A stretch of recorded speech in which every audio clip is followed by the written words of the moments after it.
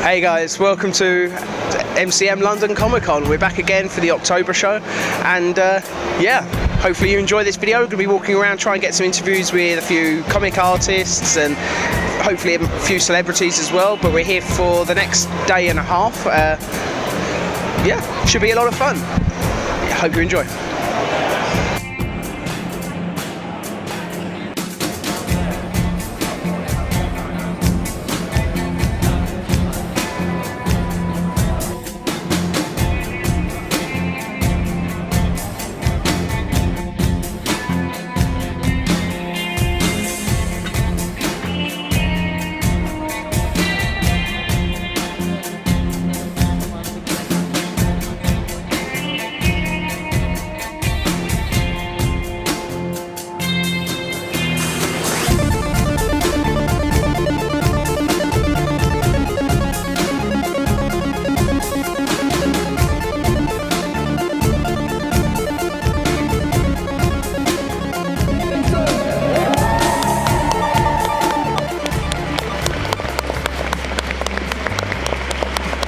I'm terribly sorry I'm slightly late. I didn't know I was meant to be here.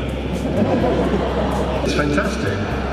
People ask me if it's nice coming along to these things, but people come up and they say, "Oh, we love you. You know, you were my doctor," or sometimes my second favourite, sometimes my third favourite. Not actually had anyone that said I'm like your 12th. I'm their 12th favourite yet. I'm still waiting. But it's very nice because people, you know, they love the series and they generally speaking love you in it. So it's not really that much like hard work to hear that. So it's great. Yeah, I mean, I love the silence that's been on recently. Do you mean villains from my time or the classic era? Yeah, I don't know. I can't bring to mind enough of them. I think the Terror, I'd like to see a modern version of the Pteroleptons actually, rather than just the giant proper suited creatures that we had, but because they obviously were an enemy known to the Doctor.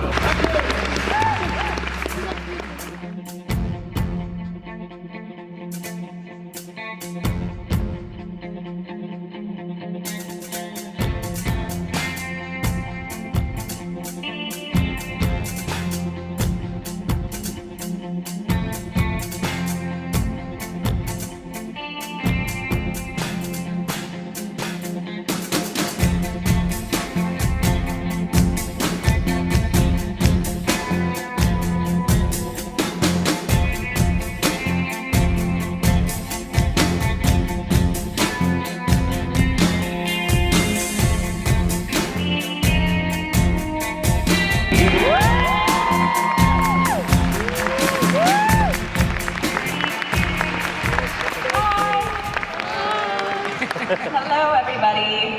How are we? Good. Good. Me too. How did I get involved? Well, I actually live in Texas, which, for anyone who's never been to the States, usually the way it works for casting is if you're not in LA and you're not in New York, you probably won't get cast in much. So it was super random and pretty great that I got cast outside of Texas. I sent in a taped audition and the producers and casting directors looked at it and they liked it and they ended up booking it pretty quickly. It's very rare for that to happen, so it was pretty great.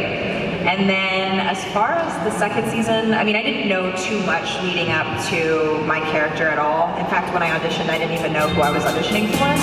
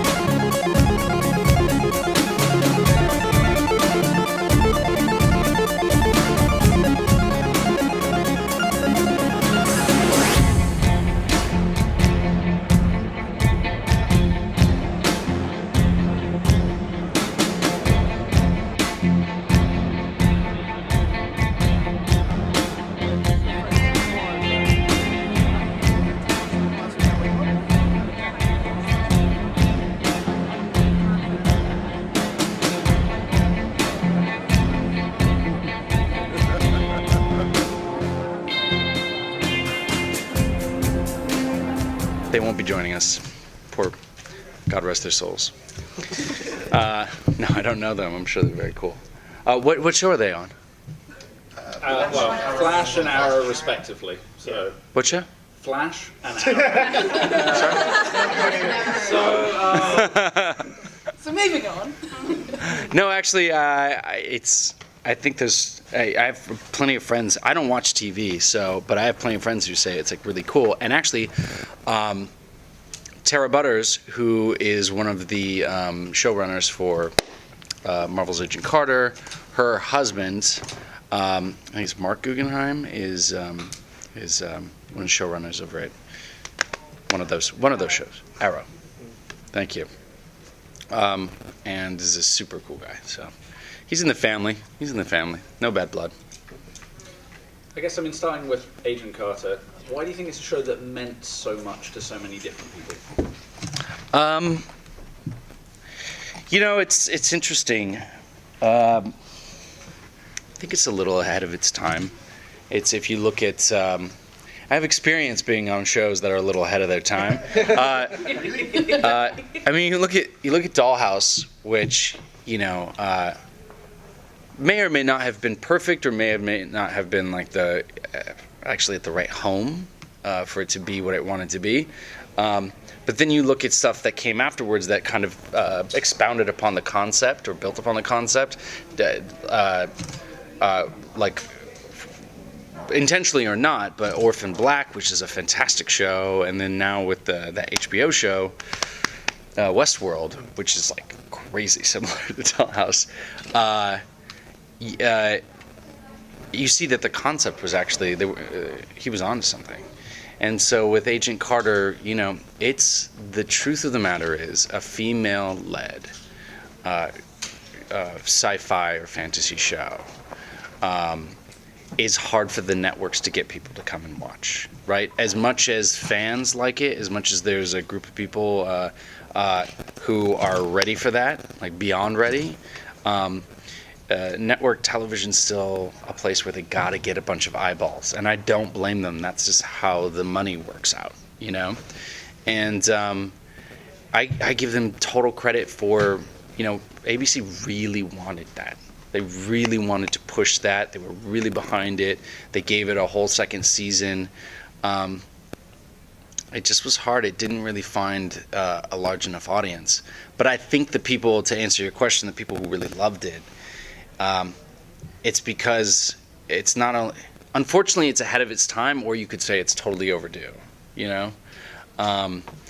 But Haley, it's like sometimes you find an actor who just melds so perfectly, and she's brilliant in everything, but with that character, she just is such a perfect meld.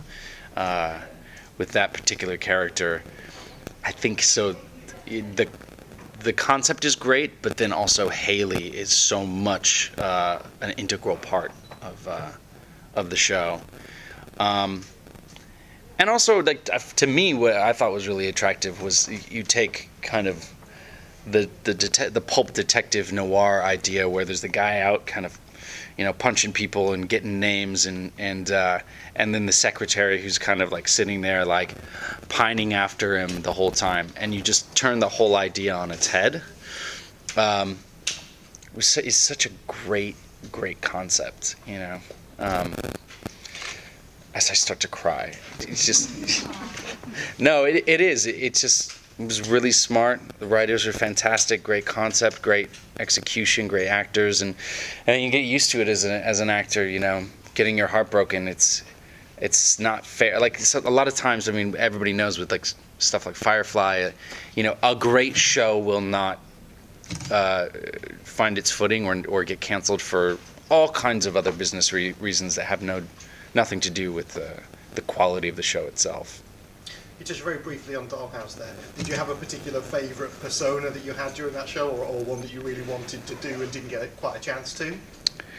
I honestly, I just was always freaked out. It was my first big job, so I was always scared. I never really, looking back now, there's certain ones that I enjoy that I think are, I wish I'd enjoyed that job a little bit more.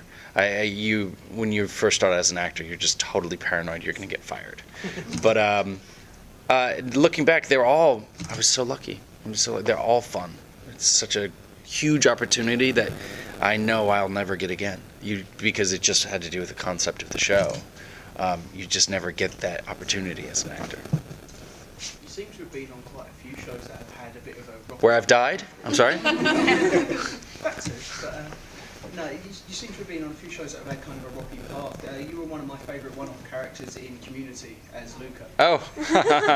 And that show was a terrible run of it. For the one episode you were in of that, this is just for me really, but how was it working on that show?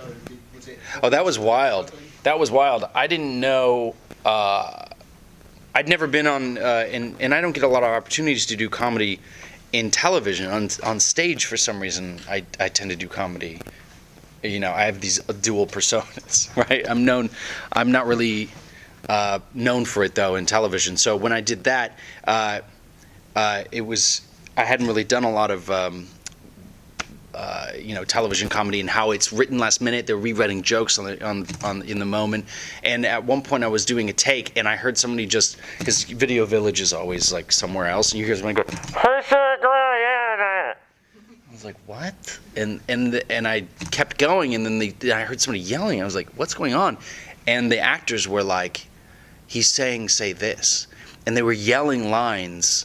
Like they're not only rewriting last minute, but yelling lines from Video Village, like, say this, or and I'd never been in a situation where you're like, oh, like right now you want me to say it, like not even in between takes, like do a rewrite.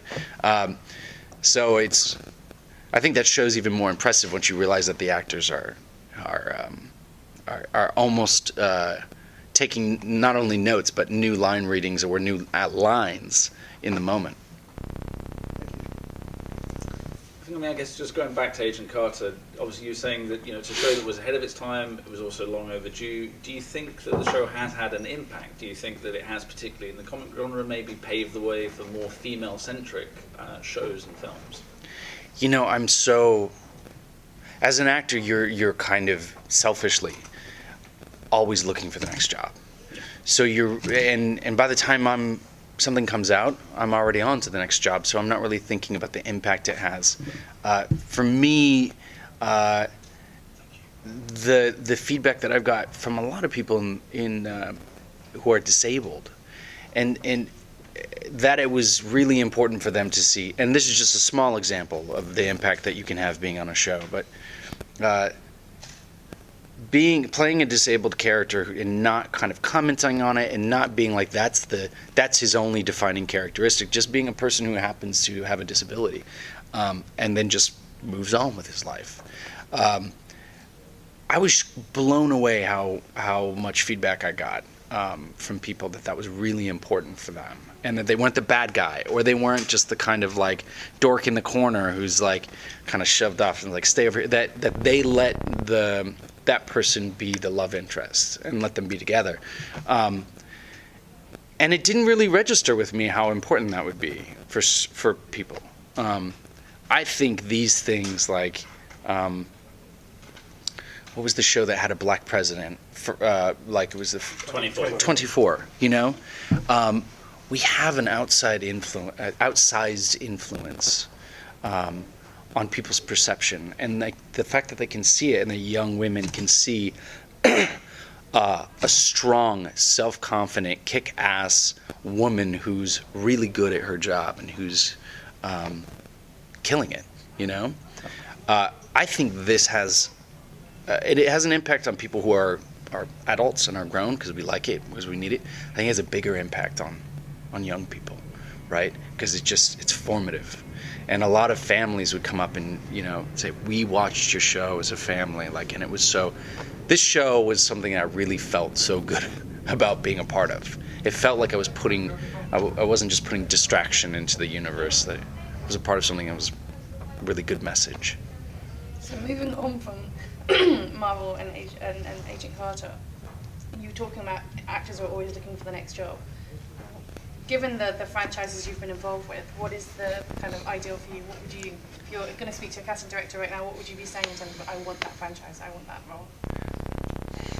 Everybody asks you that as an actor, and the truth of the matter is life is not, life, and definitely life as an actor, is not fill in the blank. It's multiple choice.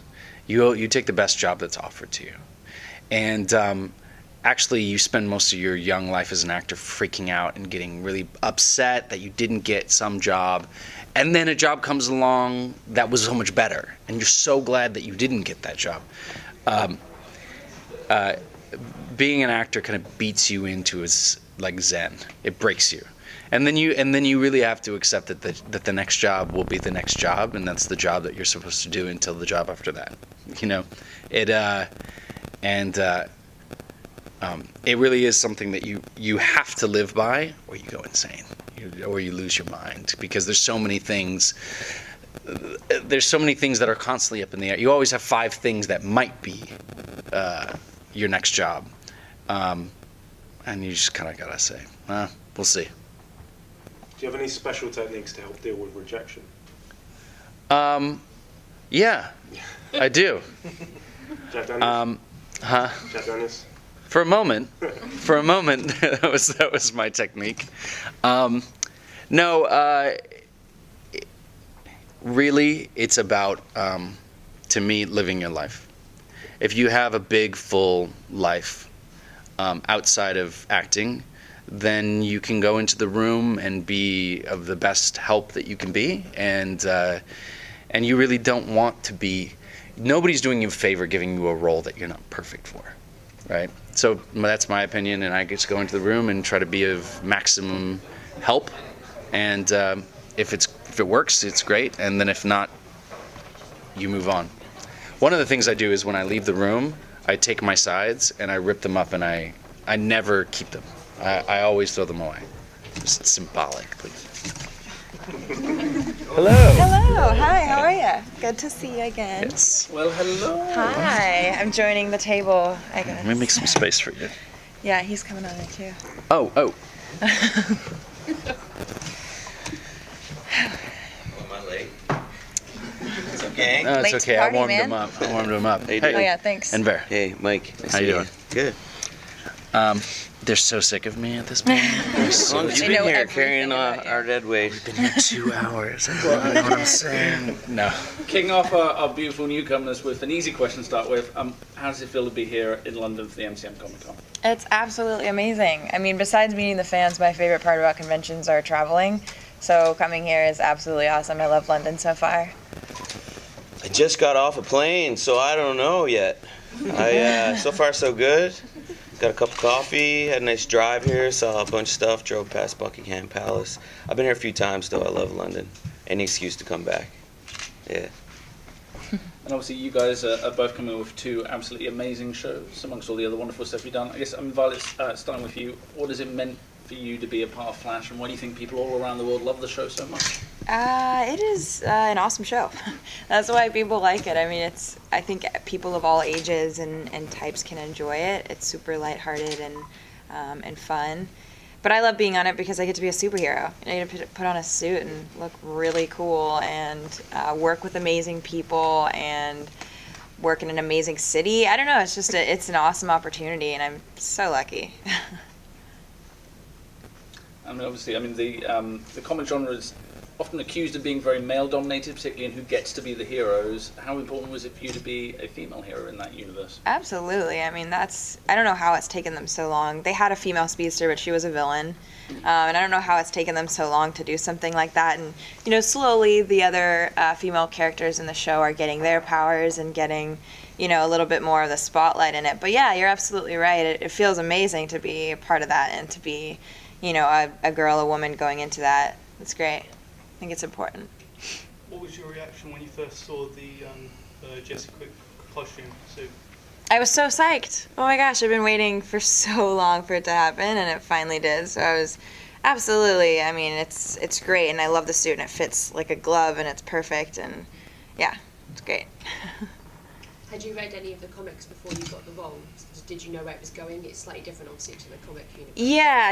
I think all of the shows kind of do a good job of paying homage to the comics, but also creating new storylines and making it interesting for viewers.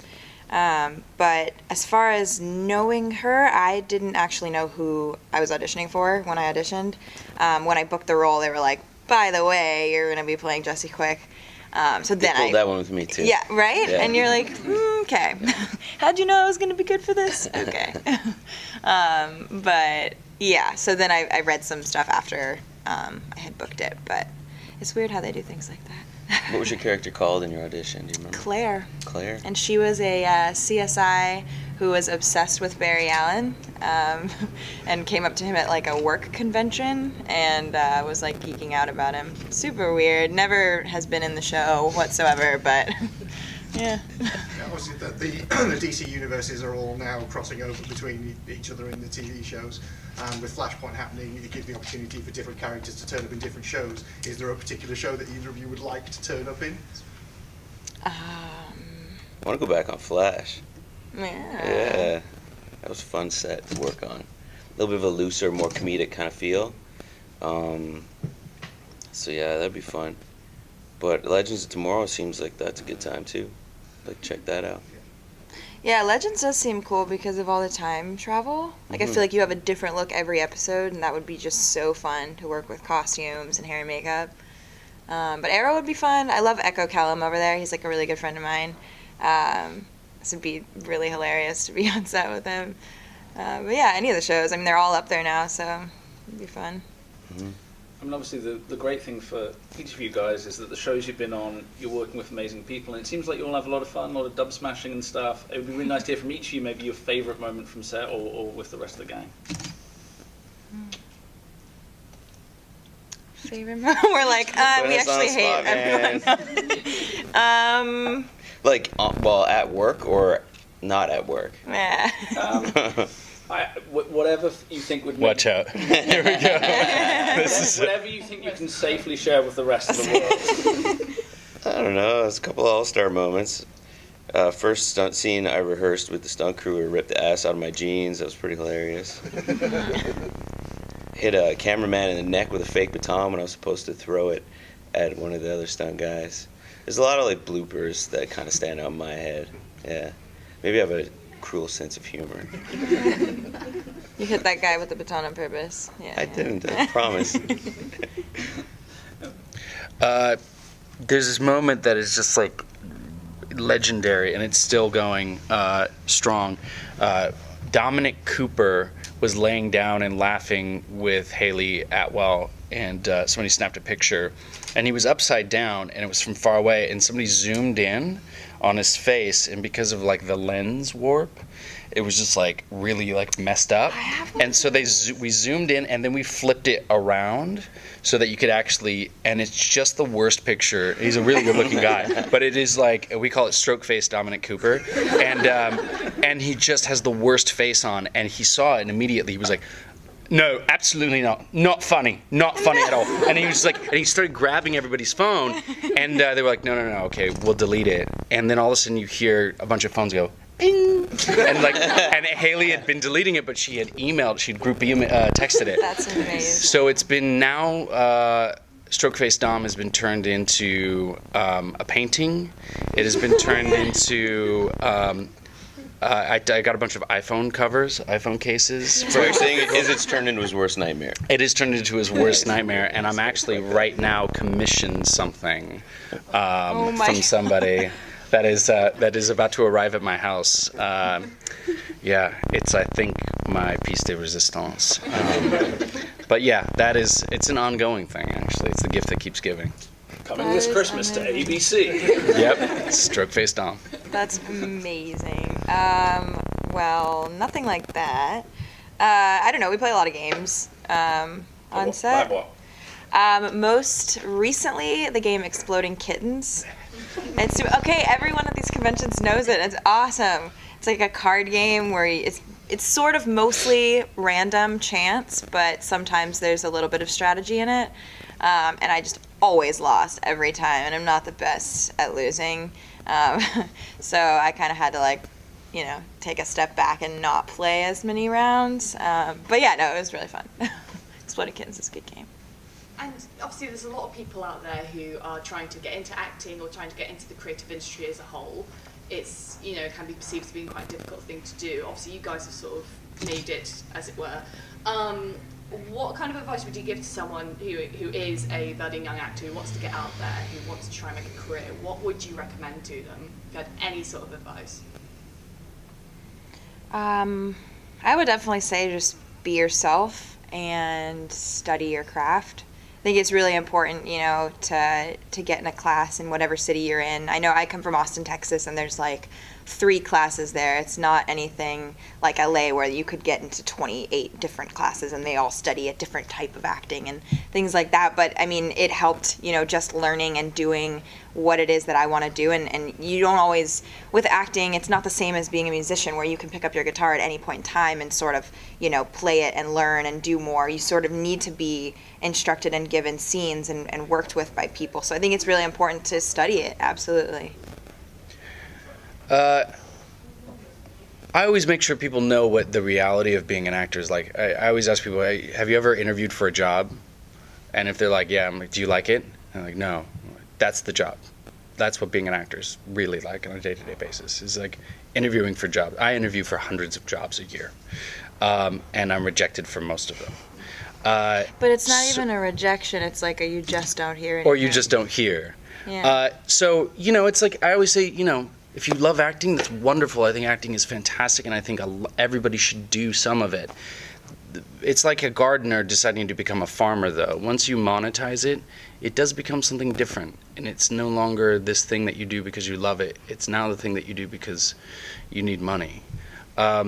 So I would not discourage a person from doing it. I would just encourage them to know what the actual job looks like, because the actual job is not, unfortunately, what school was like, which was like doing scenes and feeling good about doing a great scene. Everybody's like, you were great in that scene, you know. It really is a whole lot of interviewing for jobs. Talking about one of the jobs you did get, the guys talked about their characters, but I guess, Michael, for you, we kind of skipped over the fact that, you know, you've got a chance to play one of the great anti-heroes of the DC universe. Mm-hmm. How do you feel about that, and how do you feel about seeing a slightly different version, I guess, on the big screen at the same time? I knew that was coming. Yeah, it was great. Like, I had a similar experience to Violet. They told me I was auditioning for an army sniper named Finn, so maybe that was a little closer to my actual character than yours was. But then I just showed up on the day I was supposed to try on wardrobe, and everybody started calling me Deadshot, and I was like, no, I don't know what you're talking about. You got the wrong person. I'm playing Finn.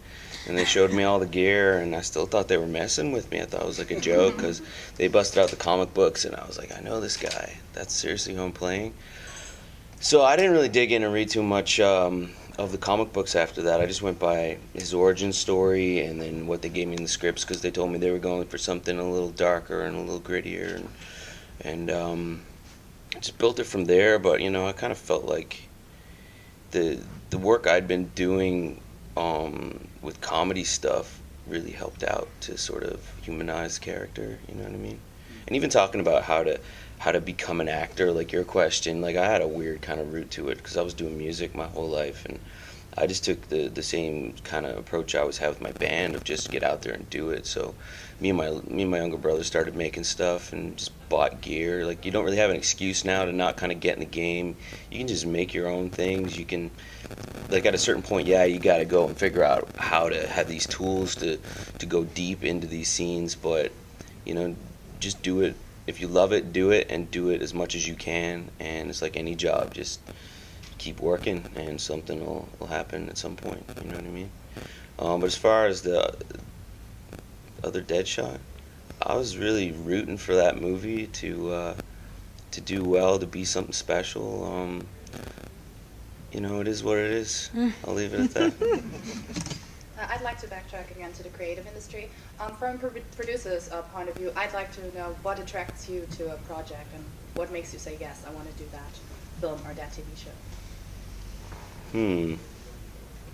The easier question would be, what makes you want to say no? Yeah, there's a little bit. I've run into a lot of bad scripts in this past year. Maybe I've got a bit of a bad attitude right now about it, but I actually stopped auditioning for stuff about 6 months ago because I got sick of reading terrible scripts.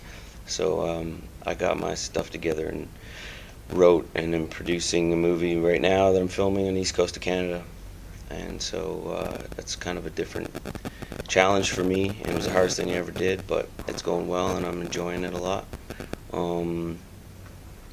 So yeah, I mean, if you're offered a character, I guess there's two ways. It's either you relate to it and it's something familiar to you, or it's something so far away from you that you're like, I want to see if I can do that, and you're up for the challenge. It's usually one or the other with me. Yeah, I mean, I would definitely agree with that. Obviously, the story and the characters and their development is really important. I think, like you said, it's really important to, as a woman, to feel empowered by my role and not contribute to the mindset of what women have always been played as. I understand period pieces, and I understand, certain races played certain roles in the past and certain genders as well. And so if it's a period piece, I can understand it, but I also want to be a part of, the movement and the future, and so I look for roles that are empowering. Thank you, guys. Taking all of these with me. Yeah.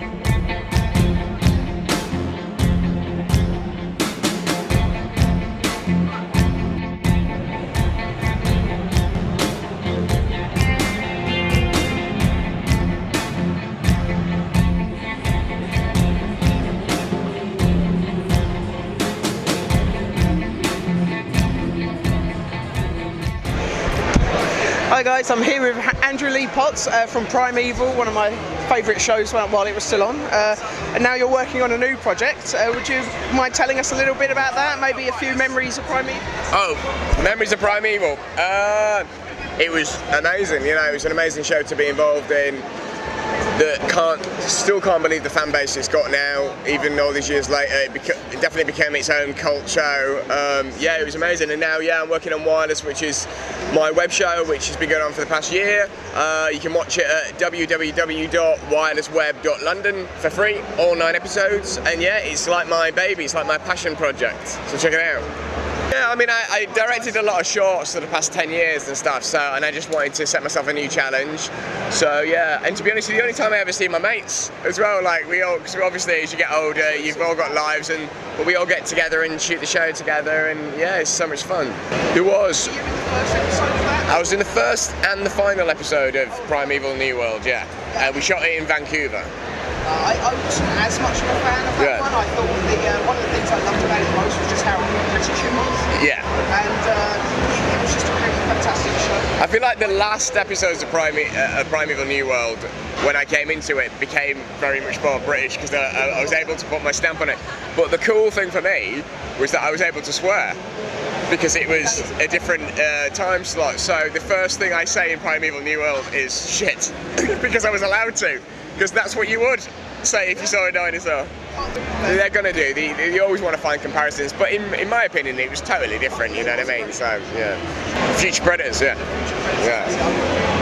Yeah. Those were some of just the best episodes. Which ones particularly your favourites? I'm the same as you. There's an episode with Woolly Mammoth on the M25. But the Future Predators in that, I don't know if you remember, and the one with Ben Miller, who plays Lester, and he's got a big machine gun in there, and the mammoth ends up saving him, catching the Future Predator. So he's like past and future, fight it off. I love that stuff. It was a great show. Really wonderful to meet you. It's all right. Thanks. Peace.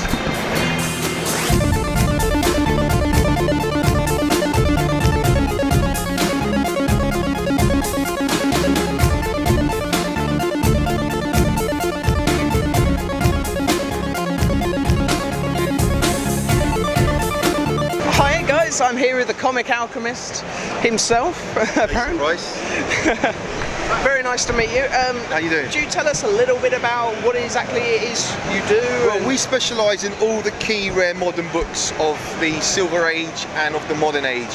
And I started collecting myself when I was probably about 6 or 7 years old. Wizard Chips, Beano, Hotspur, Dandy, all of that stuff, kind of the war books, and then I got a paper round. And I worked in a newsagent. And one of the perks of working in a newsagent is you get to see all the comics. And I used to sit there reading the comics, kind of, Batman and the Outsiders and Blue Beetle and Booster Gold in the 80s. And I kind of got a real, as most kids do, built my imagination, and I really enjoyed it. And as I got older and my kids took me to these conventions, I started to see how much these books had become valuable. And I had to look at my own stuff, started to realise there was a bit of money in it, and just became, it consumed with a passion. And now I specialise in all the high-grade modern key rare books, and as you can see there, we've got some amazing ones. First appearance of Galactus, we've got the first appearance of Wolverine, the first appearance of Spider-Man, first appearance of Silver Age Captain America, first appearance of Silver Surfer, first appearance in his own series, first appearance of Punisher, first appearance of Thor, first appearance of the Avengers, first appearance of Scott Pym, the first Ant-Man, first appearance of Hal Jordan in his Silver Age Hal Jordan, first appearance of Green Lantern in his own series, first appearance of the Justice League, which is the great one because of the film coming out, first appearance of Justice League in their own series, first Walking Dead. If it's rare, it's in there. I mean, basically, I love to tell a story about the books, and what this is when you start to get into collecting on this level, you're more of a curator, and with all the films that are coming out, there's never been a better time to be into it from an investment point. And if you ever look at books, if you have a look at everything that's coming out in comics these days, you've got The Preacher, Outcast, you've got The Strain, and all of the good content is being turned into comic books. So there's never been a better time to be an investor, a collector, because all the stories are being written, and it's just an exciting time, Going on to this book. A little bit about this, because this is fascinating. This book, a guy called AJ put me onto this book. There's a great website that I'm going to give a plug out to. It's called Recalled Comics, and Recalled Comics is a website that details all of the rare Holy Grail books. And what I did is I sat down on that website when I first started to get back into collecting about 2 years ago, and I went, right, what do I focus on? And AJ pointed me in the direction, told me all about these books, but especially this book, because who can afford an Action Comics #1? Not you, not I. Who can afford Superman #1? It's still a rare. I've got Superboy #1, but that was only £2. Superman #1 in a 0.5 is selling for like $20,000. That's a 0.5 grade, right? So for me, this was the rarest Superman book I could afford, and this is called the Bradman Superman, and it was a special book made by it was Mr. Bradman, and Mr. Bradman was an architect, a wealthy architect, and he commissioned Kurt Swan to make this book, which was limited to 500 copies for his 2 sons' bar mitzvah. And this is one of the rarest Superman books of the modern age. It's done. The artwork was by Kurt Swan, who was a classic artist, and it's just a great book to tell a story about. There aren't many in the world, and the 9.6 grade is one of the highest grade books. The thing about these graded books is if you're going to buy rare books, buying books like this is a bit of a hazard. Why? When you're buying something like this, you're looking at an antique. I'm going to show you something. The difference between these 2 books, you've got 3 different Iron Mans here, and as you can see, you've got one for £650, one for £450, and one for £300. Now I'm going to explain something to you.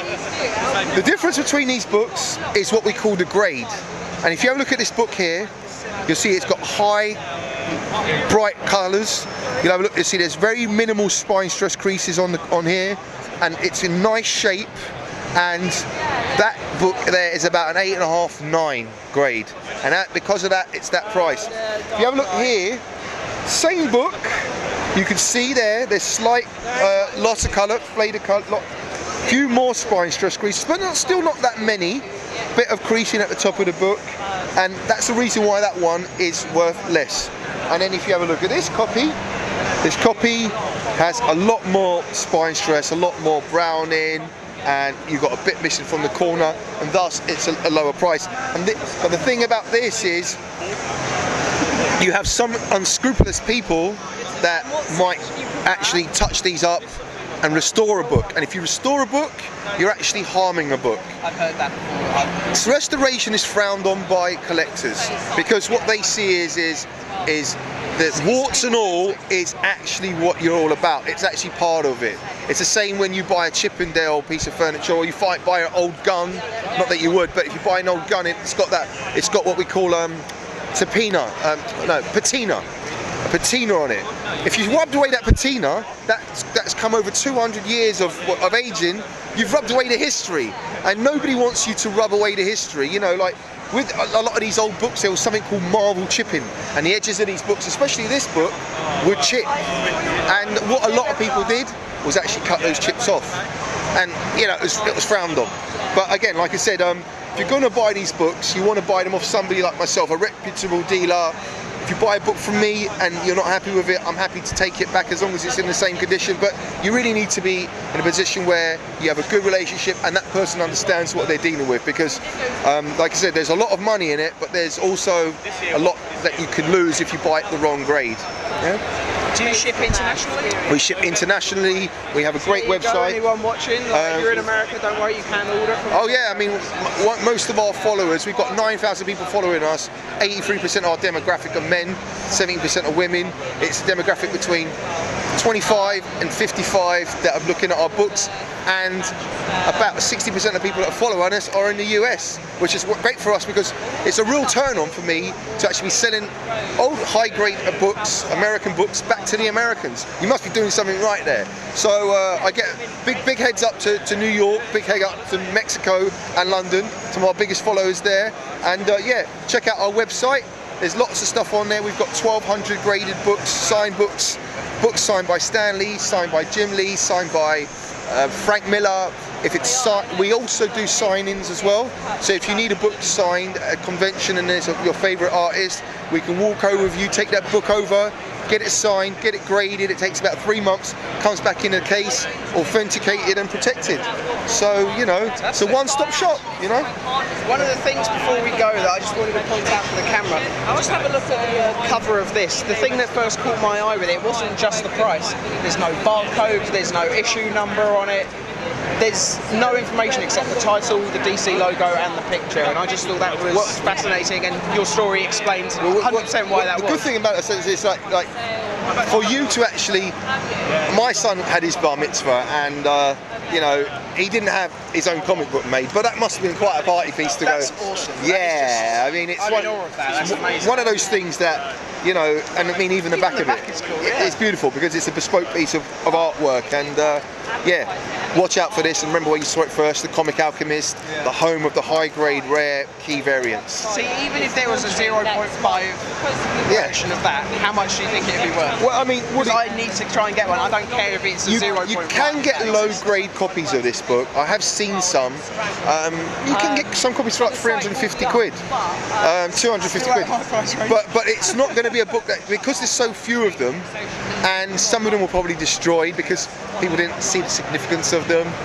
You know, it was one of those things. But you're lucky with this one because it's more recent as well. It's not, the paper's not as delicate. Yeah, I mean, the great thing about all of these modern books. That's going to stay at 9.6. Exactly. And the thing about all these books, as long as you keep them in a cool, dry place, free from damp, free from smoke, your books are going to be safe. What I would advise you to do is, if you do get your books graded, every 10 years you do need to have them reholded, because they put a piece of micropaper in here, and the micropaper over 10 years does cause problems. Okay. Yeah, so it's important that if you've got graded books, so every 10 years make sure that you take that piece of paper out to protect them. Great information, guys. So hopefully you've learned something here today as well, and thanks for watching. Pleasure to talk to you. Cheers. And yeah, thank you very much.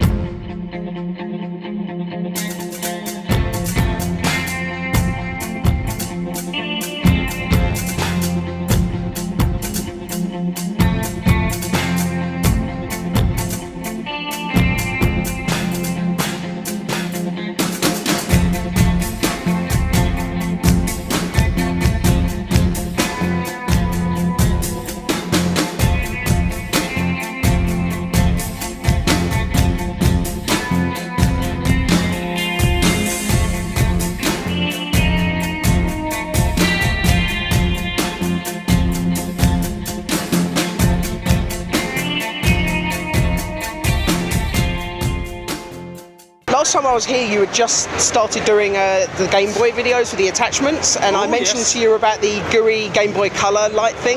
I just wanted to say I was really happy to see that you managed to get hold of one for the following video. What a device that was. That thing, it didn't work in the slightest, but it's really good for getting lots of reflection on the screen and making it totally impossible to see what you're doing. Definitely. Which I can't help feeling is something of a design flaw, but that is life, I suppose. There wasn't a single working version of that. It was fundamentally flawed from concept to execution. That's why the Game Boy Advance SP for me is always, even though the backlight's not great. Yeah, you can see it. Which was such a thing. I recently found my Game Boy Advance card reader. So that I've got to put that in a video at some point. I never actually got one. I've still not actually used it properly. Somebody sent it to the PO box many moons ago. Is that the thing? It was like trading cards, and you put it in. That's it, and you can apparently unlock an extra Pokemon called Cardy McCard or something. I don't know. Even if you've got the device now, good luck finding those cards. Well, yes, absolutely. Yeah. The only other thing I was going to ask you is, you've eaten a ton of just the worst things I can possibly imagine. What would you say is easily the worst? The worst thing is a recent one. We did on others. Blah, blah, blah. Let me say that correctly. On our sister channel Bartians that I do with Barry, we did a game where we just played a giant Connect 4 in a shopping centre. But the forfeit, if you lost, was to eat a small, I think it's a Polish sweet, which were apparently really horrible or something. Like, oh yeah, whatever. It was unbelievable. It was like rotten, it was like fetid cheese covered in salt. It was absolutely horrifying. It kicked off nausea in me, pretty much unlike anything else. And then Eli had to have one, and he nearly died. I might have to see if I can find one. It's a name like Polo, or something like that. I honestly can't remember. I'm going to try and find one now. I would recommend against it. It was absolutely I have to try grotesque. anything horrible. Oh man. Bean Boozled has come out with new flavours. I don't imagine. Oh, have they? Apparently, yeah. Oh, good. One of the other videos I'd seen do it, like, come out with another one saying there's new flavours. So. Rotten flesh and dirty sock and God knows as well. Just some of the worst things ever. I bought the thing, it was pressed it immediately. Thank you very much for talking to me anyway. I really Nice to see you again, Phil. Thank you. Take care.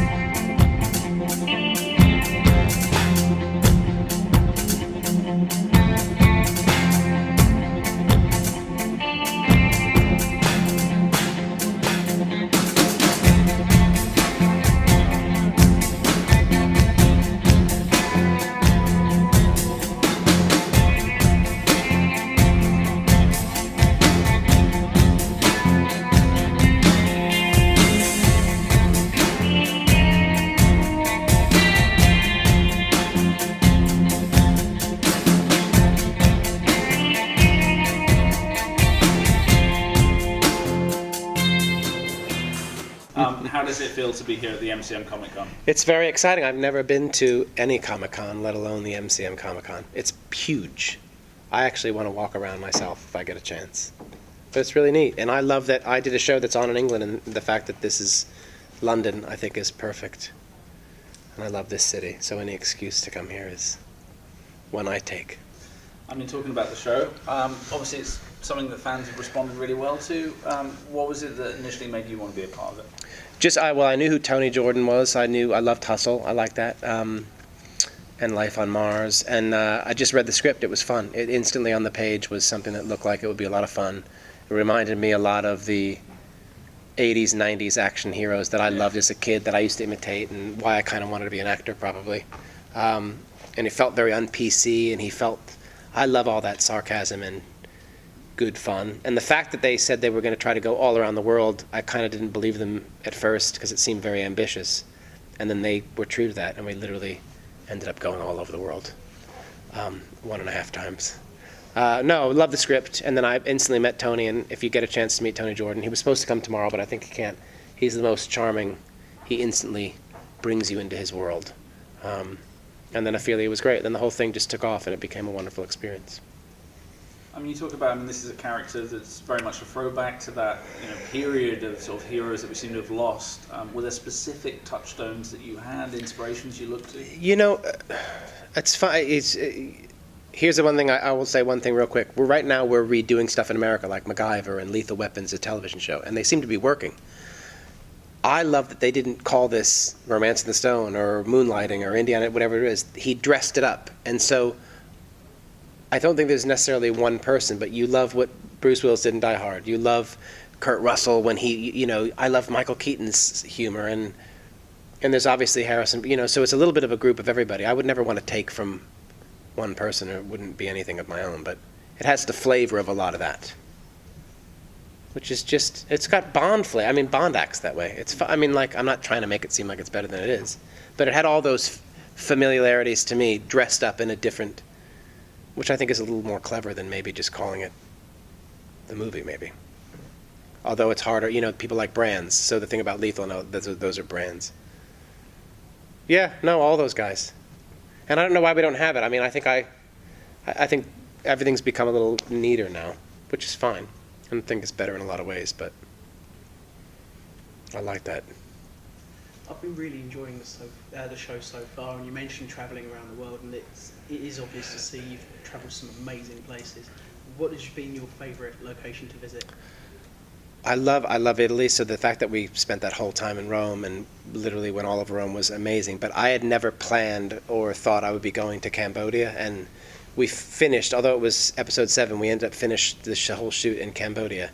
And I thought that was really just different and special, and people go there to watch the sunrise at Angkor Wat, and we filmed, our call times were really early while we were in Cambodia, 4, so I watched the sunrise the whole time. But it just, to be in those locations, but all of them, again, I probably wouldn't start to go Russia's on the top of my list, but we filmed in Red Square and they filmed in the Metro, and I don't think anybody ever gets access to do that. So being there in and of itself in the middle of winter, it might not seem like this is amazing, but it is amazing in its own way. A vacation or a destination doesn't always have to be the beach, and the getting to film in real locations, it makes it, as an actor, you're already pretending. So to pretend in a real location is very helpful to your job.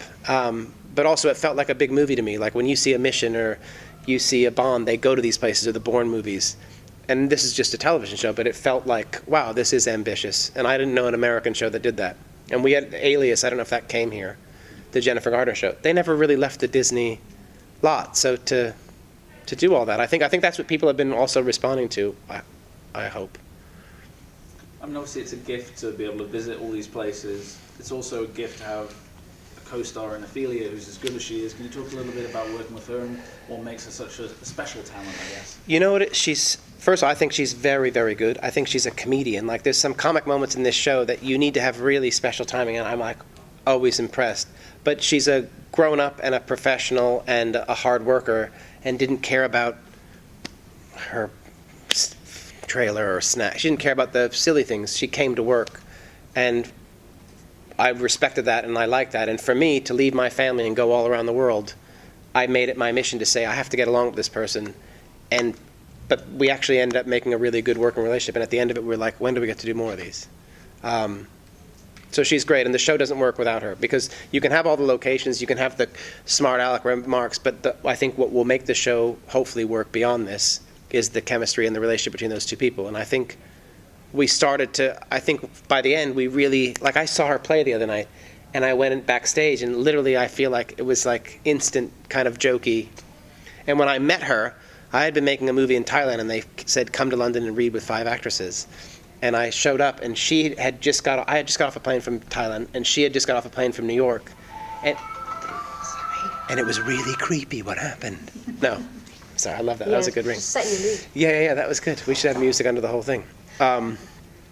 No, so she came in playing the actress that was I'm all flustered with her sides or her script, and she was like, I just got off a plane from New York or whatever, and I was like, Bangkok. I got you beat. So instantly we were had a little competitive kind of hootin' the lady moment. No, she's great. She's coming tomorrow to MCM Comic-Con. She is. I mean, obviously, she's great to work with as a person, but I guess, the relationship, the dynamic between these characters is really what makes the show what it is. What do you think is so compelling about that particular dynamic between men and women? You know, I think people try to write this all the time. I think the writing was very helpful. I think for us what we realized was we both these characters want the same thing.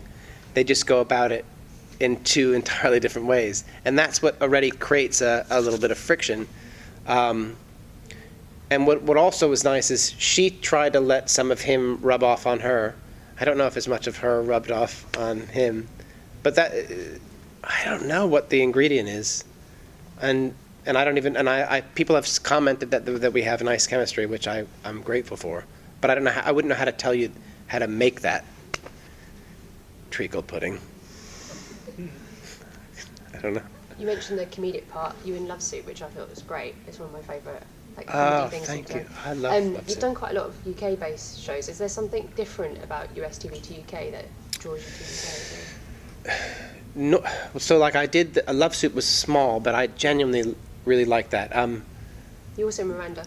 I did a Miranda, yeah, that was fun too. She's amazing. And I did like Upstairs, Downstairs. My wife's Scottish but raised in America, so I kind of do this opposite thing where a lot of the English actors will go to America, and I'm the guy that's going against traffic. But I genuinely like the experience. So originally I would come here, and when you work for the BBC, you don't get necessarily you can get more money in America, and not that it's about money, but the experience I had, I would always say working for the BBC or working in an English production, forget about finances, felt wealthy in the actual, like, the makeup department calls you and they're all detailed. They're like artists here, and you guys, I feel like you respect actors.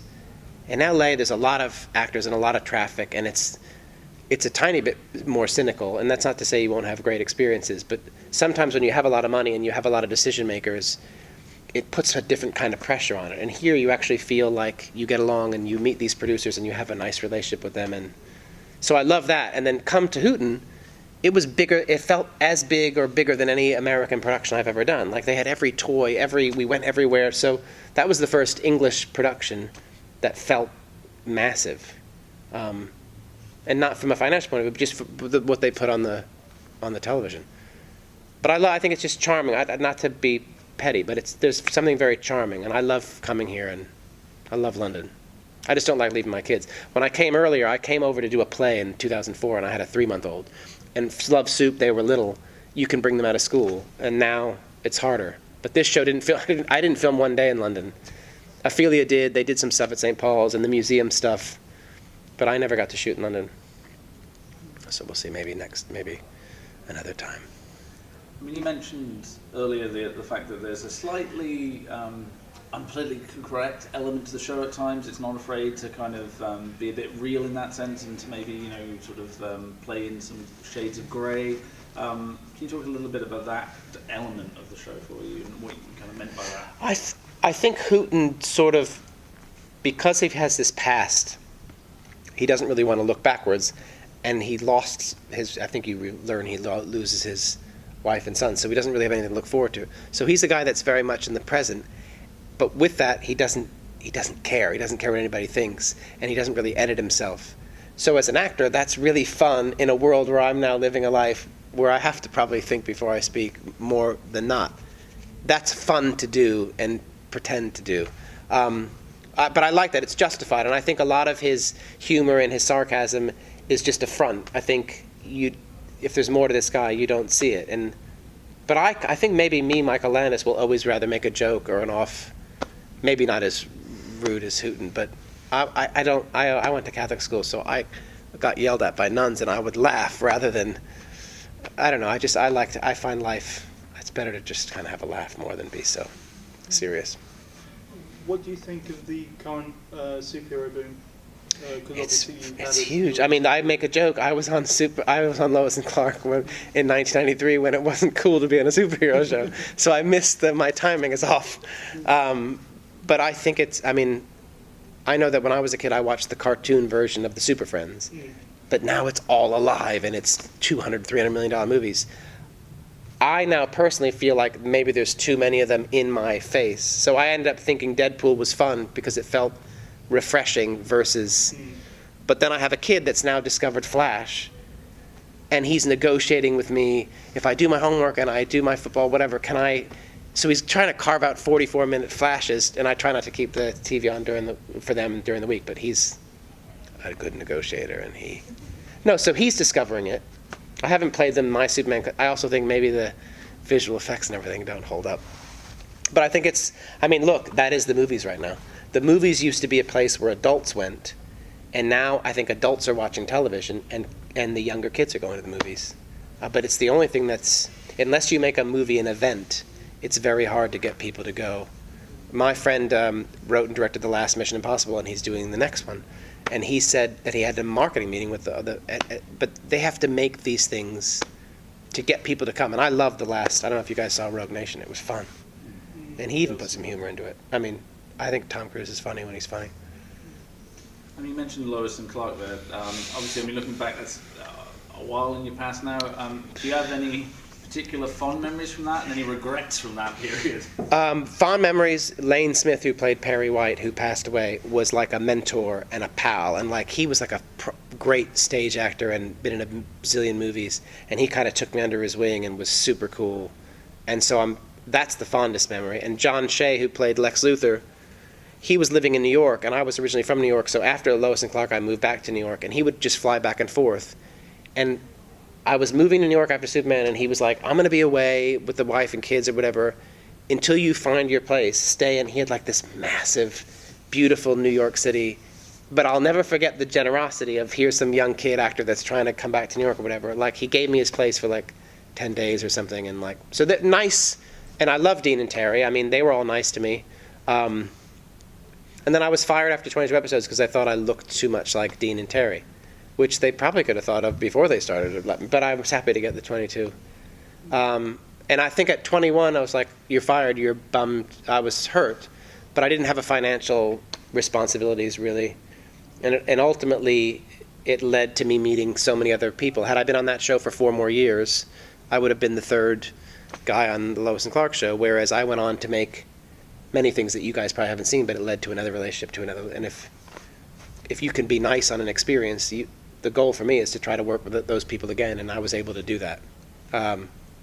So I think it's fine. And also, I've zigzagged around. Like, I started on the Wonder Years in 1988, and now but I love that people can't go, you're just the guy from this. As an actor, the longer you can not be like MacGyver or whatever. I mean, but then, although now I'd like to just be Hooten for a while. So if we can continue to... I like Hooten's fun. I would say now, at this point in my life, let me do a few seasons of Hooten, and then people can go, you're the guy from... I mean, whatever. I'm talking silly. Speaking of Dean, he's currently on That's what I've heard on Supergirl with the woman that played Supergirl, Helen Slater, right? Yeah, that's right. Yeah. Would you ever want to do something like that? Just pop up? I would. I mean, I think that would be neat, especially that there's a little bit of. I don't think there's so many Jimmy Olsens. The guy that created all these Flash, Arrow, his name's Andrew Kreisberg, I think. Yeah. I did a show in America that was a short-lived show, and he was on the writing staff. And I ran into him like a month ago, and I was like, dude, like you are the network. That network, CW, is all of his shows. But I didn't drop the Lois, and I don't even know if he knew I was Jimmy or whatever. I tried to tell him about Hooten. I said, dude, I made this show that's been all around the world. But I would I mean, that would be cool. I mean, I did a movie with the guy that plays Jimmy Olsen on that, Makad Brooks. Okay. And that would be fun just because I know him and he was a nice guy. But maybe I can go be like another journalist or something. Yeah, I would totally. That would be fun just for the story. I don't think they're adding Michael Landis to Supergirl. Would be a lot of fun to see you on that show. But before you actually got the role of Jimmy in the first place, did you read the comics before you auditioned, or was this something? I had watched the old Superman as a kid, the black and white one. I didn't know if I read comics, and I know Jimmy Olsen had his own comic. And when I met on that, I was the first person cast on that show because they were trying to develop a comedy for me at Warner Brothers. And the woman that was writing the show, her friend was directing, and they were like, I'm going to lose you to this Superman show. I think they're going to hire you. And the woman that created Lois and Clark wanted to not make him that Jimmy. She wanted to make him more like a pickpocket or like a street kid, which I kind of like because I always like trying to put in an original spin. She also got let go, I think, after the first season, which is bizarre. But what I did do is I went and worked at the Los Angeles Times. I just thought my responsibility would at least be know how to hold a camera So I went with the Los Angeles Times. They sent me off with a photographer. There was a breaking story. They sent me to the courthouse, and I didn't know what I was doing. I was like, oh, I'm a dumb actor, whatever. And I went way up to the front. Or I didn't go up to the front. I went to the back. And because the person that broke the story wasn't famous, the guy that did the photo up close, nobody knew who the person was. And I stood back, and I got all the microphones and all the news and everything. And they published my photograph. So I was like, I'm coming here as a photographer. But then no one ever cared. On the whole show, I don't think I ever took they didn't. I just had the bag, and no one ever. But I tried to at least learn that part of it. I did prefer your Jimmy, to be honest. Thanks, man. Thank you very much. That's the end of the That's interview. quick. Yeah. You guys are all nice. Where are all you guys from? Might I be seeing this interview? Are you from the Comic-Con? Well, I'm actually Russ from Red Carpet News. We're also part of the Rights to Brave Bison Network, so it goes a bunch of different places, mostly online, but occasionally on TV as well. And then Mirror? Yes. Oh. All right, guys. Thank you. What's that? Sam Carter, which is online. Okay, cool. Hey. Set it going now. Marvel's Agent of S.H.I.E.L.D. Do you guys know the Scottish actor John Hannah? He was in 4 Weddings and a Mummy. He's now did a 1-year deal on, I think he started last year and he's doing 1 year. And he's moved to LA and he's a good friend of mine, so it's very cool that he is there. But am I standing up? Oh, yes, please. But so I would kind of, selfishly, I would say I would go to a Marvel's Agent of S.H.I.E.L.D. so I can hang out, work with a friend. Just a friend days. Mandates. We both in frame, yeah? Sweet, man. Your left. Oh, yes. That's good. I'll be honest, your show kickstarted a lifelong just love of the Superman character and just the genre in general. It's what got me into comic books in the first place. You guys are so nice. I feel like it was maybe more popular here than it was in America. Season 1 aired, I swear I must have watched season 1 so many times because it actually genuinely confused me as a kid when I saw the other Jimmy coming because I was like, who is this guy? And then it could have been worse though if you'd stayed in the world. If you had a different Superman, you would have been really upset. Oh yeah. I mean, well, that had happened previously on the previous show Superboy. They recast him after the first season. That's right. They had Smallville too. That was after. That was a great show as well. Anything Superman. You love. I've been a little bit iffy on the last couple of movies. I play ice hockey with this guy Michael Rosenbaum, who I think played young Lex. Yes, he's a character. He's awesome. He's on a good show at the moment as well. Oh, he is. How do you know that? Does that come here? Where he's a fake preacher? Yeah, I don't think it's technically come here, but I'm such a fan of Rosenbaum. All right, good. Probably shouldn't have that Michael sends you links. That's cool. I believe that. But I'm just a huge fan, so I couldn't not watch it, to be honest. That's cool. And what have you seen Batman vs Superman? I have. I think this guy's a good. Is Henry Cavill? Henry Cavill, I think he's good. No? I think he's got the potential to be great, but I don't like what they're doing with him at the moment. It doesn't feel like the character. Brandon Routh. He did one Superman. He was good, but it was just too close to Reeve. I grew up with Christopher Reeve. Yeah, it felt like he was copying Christopher Reeve a little bit for me, but that wasn't his fault. That was the script. But wait, so there were Christopher Reeve's ones, which I grew up with, and then what was the next Superman movie? Was it? It was Brandon Routh. There was like 4 or 5 cancelled ones in that meantime. Like Tim Burton was going to do one at one point. Maybe Mick G did one. No, it was Bryan Singer that did it, right? Yeah. And then, although Kevin Spacey was he was great. Lex. Like people have been fan casting him as Lex for years before he actually was announced.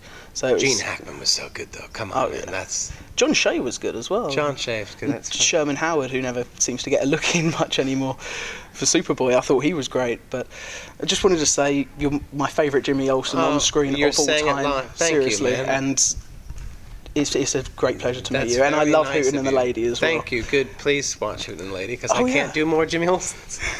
No, but well, that's maybe on Supergirl you can have a crossover well, you play. guys can put that into the community that Michael's open. Yeah, we'll start campaigning. Would that be cool? Get a petitions put up. But if I went on there just as a regular, not as Jimmy, obviously, if I went on there as. Honestly, I'd be happy if you just walked past in the background of a scene. You wouldn't even have to speak. Sounds like that would be cool. Yeah. Because it sounds like people that watched it would know that. The people that watched it loved cool. it. So. Yeah. Maybe I need to track down Mr. Kreisberg. Come on. Definitely do. Like that would be great. But yeah, I didn't really have a question. So okay, good. I just wanted to talk to you, to be honest. Thank you very much. Cool. That's Cheers. cool. Thank you all so much for coming. Thank you to everyone for the questions. I'm so sorry. I want to take a moment to thank ABTV Rooster Team, the After Show at AfterBuzz, which returns Thursday, November 3rd. I want to thank you all for coming. Thank you all to our guests. We have more panels. Check your